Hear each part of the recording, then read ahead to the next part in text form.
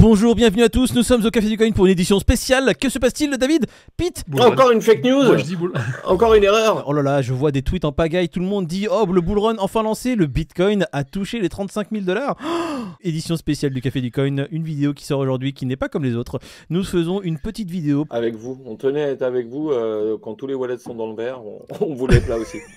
En fait, on aime quand ça baisse parce qu'on peut recharger. Voir du vert, c'est toujours un kiff quand même. Ah, tu vois le prix du Bitcoin là, ça y est, tu le touches. Regarde, Ah là monte là, encore oh là les là, yeux. t'es en train de caresser son... Voilà. J'espère que vous allez bien, en tout cas nous ça va. Peter, tu m'as dit qu'il y avait peut-être une news assez intéressante qui pourrait justifier cette hausse. Justifié, je sais pas. En tous les cas, il y a effectivement le listing d'un ETF BlackRock qui a été fait et qui a été délisté il n'y a pas si longtemps, il y a quelques heures. Alors attends, je comprends pas. Un listing, pourtant... un délisting, ça veut dire quoi? C'est Bah je sais pas. Est-ce que c'est une erreur? Est-ce que c'est est-ce que c'est comme Cointelegraph qui dit voilà. C'est le stagiaire. C'est le stagiaire, il s'est trompé. En ce moment, apparemment, tout le monde est impatient, tout le monde est sur les dents, tout le monde veut la première news de l'ETF qui est sortie. On est amené à penser que ça serait dans les jours à venir et du coup, bah écoute, est-ce que Bitcoin en profite? J'ai l'impression que oui, quand même. À peine près d'une semaine après la fake news sur l'approbation de l'ETF spot Bitcoin de BlackRock, voilà qu'un autre faux départ s'est fait le 24 octobre 2023. Alors, est-ce que vraiment, ça serait de cette rumeur qu'est parti en flèche le Bitcoin pour atteindre to the moon? Mais que ce soit fausse rumeur ou pas, il y a un truc que Peter a dit avant qu'on tourne l'émission, c'est qu'au final, la mise en place de l'ETF BTC, que ce soit avec BlackRock ou autre, c'est inévitable. Là, j'ai l'impression que le suspense, il est en train de s'effriter. On sait que ça arrive, là. Ça arrive, c'est incessamment sous peu. Donc, Bitcoin en profite sûrement. Nous, on s'était dit, justement, on surveillait les 32. Là, il est allé au-delà. Et en fait, c'est ça qui est déstabilisant, tu vois. Et c'est ça pour beaucoup de cryptos. C'est que là, on était dans un range de 25 à 32. On a éclaté les 32 comme jamais. On est parti se manger le mur des 35. Aujourd'hui, on est à 34. Où on sera-t-on demain? C'est encore un peu tôt. En tous les cas, tout le monde en profite. Alors, on n'est absolument pas en train de dire que le bull run est relancé. Au contraire, on est plutôt en train de faire une émission. C'est un peu tôt. Par rapport au halving, c'est un peu tôt. Parce qu'on reçoit énormément de DM pour savoir qu'est-ce qu'on fait. Est-ce que c'est le moment? Est-ce que c'est parti? Ça y est, enfin? Ça y est, on va de nouveau nous parler dans la rue de Bitcoin et des crypto-monnaies. Alors que c'est quoi? C'est en l'espace de 24 heures. Hein. Le Bitcoin, c'est très sympa de le voir au-dessus des 30. Maintenant, il y a beaucoup de choses à confirmer. Pour l'instant, réjouissez-vous de voir les prix du Bitcoin qui remontent. Ça va un peu fermer le clapet à tous ces, on va dire, comment on pourrait les appeler, ces gens qui disent que le Bitcoin de toute façon est mort? Les connards.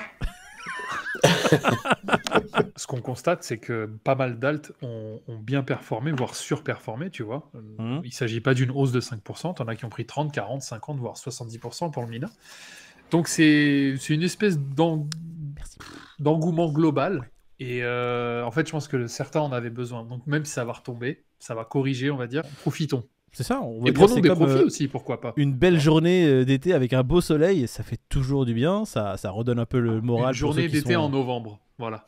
Ouais, c'est à peu près ça, ouais. On va pas se plaindre d'avoir un peu de soleil en ce moment. Qu'est-ce qu'on pourrait dire comme message général? Profitez-en, ça fait du bien. C'est des prix de toute façon qui seront amenés à revenir dans un futur proche. C'est des prix qu'on va exploser sûrement dans un futur proche aussi. Mais ne soyez pas là en train de vous dire FOMO, ça y est, il faut que j'achète, c'est maintenant, oh j'ai loupé, oh mon Dieu. Non. Si vous avez une stratégie que vous avez établie il y a quelques mois, on parle toujours de ça chez nous, une stratégie à établir, tenez-vous-en à votre stratégie. Pas autre chose. Ne pas laisser l'euphorie s'installer. Vous aviez un plan hier, vous en avez toujours un demain. Voilà, Même si c'est tentant la team. Soyez on sait que content. c'est tentant, on n'a pas envie de louper le train, mais voilà, on est dans le train depuis longtemps, vous inquiétez pas. Et si on en profitait de cette émission spéciale pour faire une mini-revue comme ça, en mode flash, ce serait bien. Mais très bonne idée David, venez on fait une news flash pour savoir un peu tout ce qui s'est passé la semaine dernière et peut-être trouver la news qui a fait que ce Bitcoin pump aujourd'hui. Il y a du méta dans l'air. David, est-ce que tu nous entends? T'es là, David? Alors oui, je suis en pleine hibernation, je suis en train d'enterrer le bear. On est en bull market, c'est ce qu'on me dit à l'oreillette. Pas pour tout le monde, parce qu'il y a Meta là qui perd 3,7 milliards. Donc faudra en parler quand même. 3,7 milliards Meta? 3,7 milliards de pertes, ça y est. Bon, j'ai envie de te dire, c'est comme l'année dernière, ça ne change absolument rien. Ensuite, est-ce que tu as quelque chose à nous dire? Eh bah, à Skip, source HDMI, la SEC a très peu de chances de gagner son procès contre Ripple. De nombreux experts, on ne sait pas qui, il y a Bill Morgan, un avocat réputé apparemment, donc réputé peut-être dans son quartier, il dit qu'il ne voit pas la SEC gagner, donc on va le croire. Moi, je veux le croire. Et voilà, la SEC qui n'a aucune chance de gagner d'après une source proche du HDMI. Non, la même source qu'a eu Morgan Stanley pour nous dire que c'est la fin du bear et que ça y est, on est reparti à la hausse. Morgan et Stanley qui n'ont pas parlé depuis 2018, il faut le dire. Donc écoute, la sortie... Puis la dernière fois qu'ils ont dit un truc qui était intéressant, je sais plus c'était quand. Ça devait être avant 2018. Je pense. Qu'on ressorte les les dossiers. Ils pensent que l'hiver crypto est terminé. Merci Morgan et Stanley de penser pour le peuple.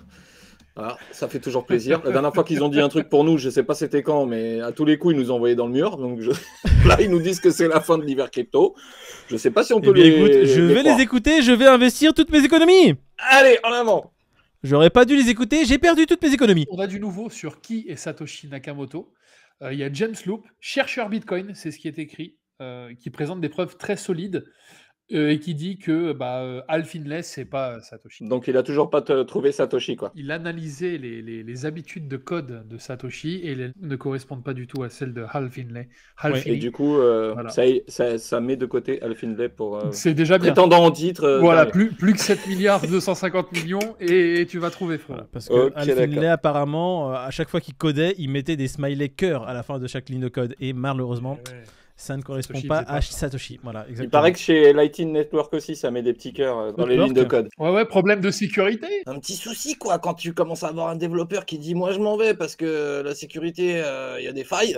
Tu te dis, bon, déjà que j'ai envie de dire, Lightning Network, ça n'a jamais été très au point. Hein. Nous, ça fait au moins 2 ans qu'on entend que c'est bancal. Hein. C'est pas que c'est de la merde, hein. Tout le monde s'en sert, c'est utilisé et tout. Mais en tous les cas, le protocole, il reste un petit peu bancal. Là, il y a une vraie faille de sécurité. C'est un des développeurs qui le dit et qui s'en va, du coup. Il y a quand même quelqu'un qui met de l'eau dans son vin et qui dit...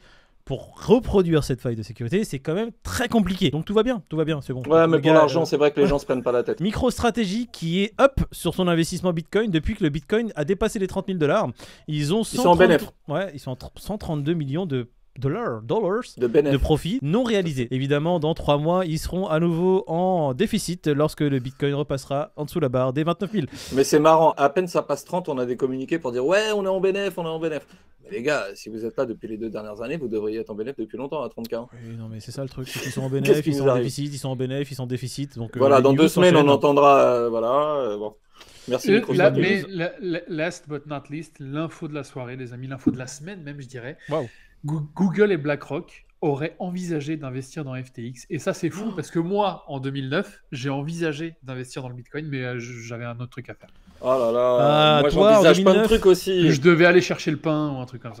Ouais, moi, en 2008, j'ai songé à créer le Bitcoin, mais malheureusement... Cet après-midi-là, t'as fait autre chose. Mais on pourrait parler de la SSI, là. Plus de poursuite sur le procès de XRP. Le cours a pumpé. On en est où sur XRP? Moi, je veux qu'on fasse un point, là, début de semaine. Alors, je vais te dire exactement. Le cours a pumpé fort. Merci. Fort. Merci. Ouais. Le cours a David, pumpé, tu dois être au jus. Ah bah oui, moi XRP c'est tous les matins. Donc 0,67%. C'est bien, mais c'est moins bien quand tu vois que le BTC prend 6%, tu relativises. Mais c'est pas grave, le XRP c'est un diesel, il faut que ça chauffe. D'accord. Bon, tu peux m'expliquer un truc du coup, David? On a quand même soutenu le XRP à travers notre chaîne Café du Coin depuis maintenant des mois et des mois. Il faut savoir que les XRPistes nous kiffent parce qu'on est là, on dit que du bien de ce token. Hein. Comment ça se fait qu'avec des news aussi flamboyantes, c'est-à-dire que la SEC qui abandonne une partie de son procès contre XRP, on n'est pas to the moon? Qu'est-ce qui se passe, David? Parce que les gens sont plus intelligents qu'avant, les gens ne sont plus dans le FOMO, les gens sont dans le long terme, dans le DCA. Parce que si tout le monde achète du XRP à 50 centimes, et demain, quand il sera à $50, ce sera compliqué de faire son DCA. Donc les gens, ils respectent les petits portefeuilles. Qu'est-ce que je te dis? Si je comprends bien, David, le XRP n'a pas encore pumpé parce que les XRPistes veulent laisser les petits portefeuilles encore rentrer dans le marché, c'est ça? C'est important. Si tu n'aimes pas le XRP, c'est pas une question de goût. C'est une question, c'est que tu comprends pas. Franchement, je vous tire mon chapeau, les XRPistes. Merci, grand seigneur, et merci de laisser encore les petits portefeuilles encore pouvoir investir dans votre jeton pour qu'ils puissent se créer un bac. C'est vrai que 50 centimes, c'est mieux que $50 et c'est mieux que 50 000 $. Hein? Il n'empêche que c'est pas parce que là la décision a été rendue que ça clôture l'histoire. Hein. Il y a encore pas mal de réunions qui sont prévues entre XRP et la SEC pour régler d'autres questions du procès. Donc c'est pas spécialement fini quoi.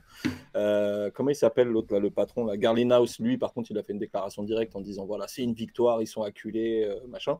Bon moi j'attends de voir encore un petit peu. En tous les cas le cours c'est 0,50 on disait voilà. On attend. Moi, je m'attendais vraiment à un gros pump du XRP après une news pareille. au moins un petit mouvement qui soit sympathique. Là, je suis un peu... Il y a eu un mouvement, mais ça a vite été absorbé finalement. Je continue mon petit DCA perso dessus, mais... Vraiment une enveloppe très minime qui va maintenant dessus. Hein. Dites-nous ce que vous en pensez dans les commentaires. On ait un peu de vos lumières, qu'on sache quoi faire là. J'ai même des gens qui m'ont demandé si aujourd'hui à 0,50 XRP ça valait le coup d'investir. J'ai pas su quoi répondre. Pas su dire si oui, pourquoi pas, David. 50 centimes c'est intéressant ou pas. Je dis toujours que j'ai un TP à 100, mais non, j'ai un TP à 9. Donc du coup, forcément, 50 centimes, ça te fait presque 1 x 20. Bah, pour moi, ça reste intéressant, tu vois. Mais ça reste, attention, ça reste un gamble. J'ai une news qui vient de me tomber dans l'oreille, une news assez dramatique. Un projet Web3 qui avait engagé des acteurs pour passer pour des CEO et apparemment la team a fait un rug pull de plus de 1,6 million de dollars en exit scam. Je sais même pas s'il mérite de passer dans notre rubrique hack. Non, c'est un mardi matin quoi. On va arrêter le résumé des news de cette matinale dès maintenant. Est-ce que vous avez un dernier mot pour la communauté ? J'espère que vous allez bien. Il y a le petit jeu de la semaine surtout. Vous pouvez commenter sur cette vidéo. Comment il s'appelle le jeu de la semaine, David ? Tu l'as vu ma courbe ? Voilà.